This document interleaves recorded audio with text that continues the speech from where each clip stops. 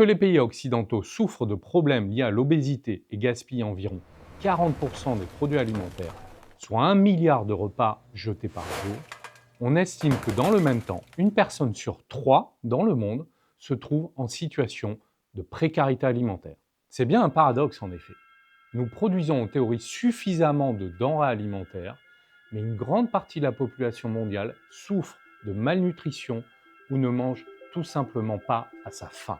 Et c'est justement le cœur de l'objectif de développement durable numéro 2 qui s'intitule « Éliminer la faim, assurer la sécurité alimentaire, améliorer la nutrition et promouvoir l'agriculture durable ». Vous vous êtes sûrement demandé pourquoi on gaspille autant de nourriture dans le monde, alors que près de 800 millions de personnes souffrent actuellement de malnutrition selon l'Organisation des Nations Unies pour l'alimentation et l'agriculture. Comment expliquer ce paradoxe ? La production agricole mondiale est par nature variable et dépend notamment du climat, qui, comme vous le savez, se réchauffe et se dérègle de plus en plus. Cela a un impact direct sur la production d'aliments, mais également leur prix, parfois bien trop élevé, pour de nombreux habitants de cette planète. Le problème majeur reste malgré tout le déséquilibre constaté à l'échelle de la planète. Ainsi, certains disposent d'un surplus de produits alimentaires, alors que d'autres en manquent cruellement ou ne peuvent pas se les procurer. Quelles sont les priorités pour atteindre l'objectif zéro faim des Nations Unies ? Que faut-il vraiment réformer rapidement dans notre système agricole et agroalimentaire actuel pour assurer une alimentation durable pour tous ? Eh bien, le programme est chargé. Il faut rééquilibrer la production, la distribution et la consommation de produits agricoles et alimentaires. Cela implique d'aider de nombreux pays afin de développer une agriculture plus productive, plus fiable et plus sûre afin de répondre aux besoins essentiels.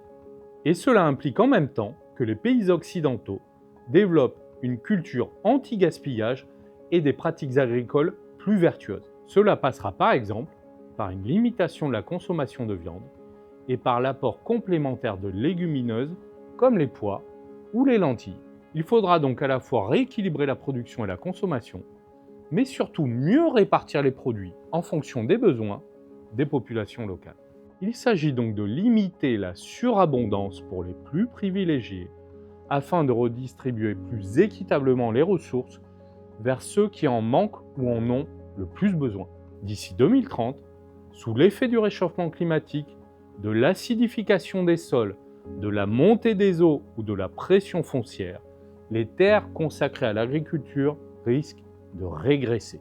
Il faut donc en même temps et de façon combinée mieux produire, moins gaspiller et développer des pratiques plus durables et respectueuses tout en continuant à innover pour produire mieux et plus efficacement. Si nous souhaitons avoir la capacité de nourrir 10 milliards d'humains en 2050, il va falloir entamer une révolution agricole et alimentaire dans les prochaines années. Pour cela, on peut s'appuyer sur des solutions locales et produire au plus près des consommateurs au moyen de fermes locales ou urbaines ou même verticales afin d'optimiser les surfaces. Certaines solutions agroécologiques existent et permettent également de produire avec beaucoup moins d'eau et de façon plus écologique. D'autres solutions permettent également d'avoir un meilleur rendement pour une même surface ou parfois de gagner des terres agricoles sur des zones désertiques ou à l'abandon. Toutes ces solutions doivent permettre à terme de mieux nourrir les populations tout en limitant la destruction ou la surexploitation des ressources naturelles, à commencer par les terres agricoles.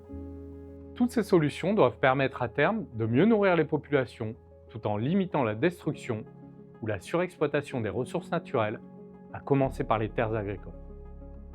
Aider au développement de solutions agricoles et agroécologiques ACEDGE, c'est une réalité. Au sein de nos formations en finances responsables, nous aidons les étudiants à concevoir et déployer des outils innovants qui financent des pratiques agricoles plus vertueuses.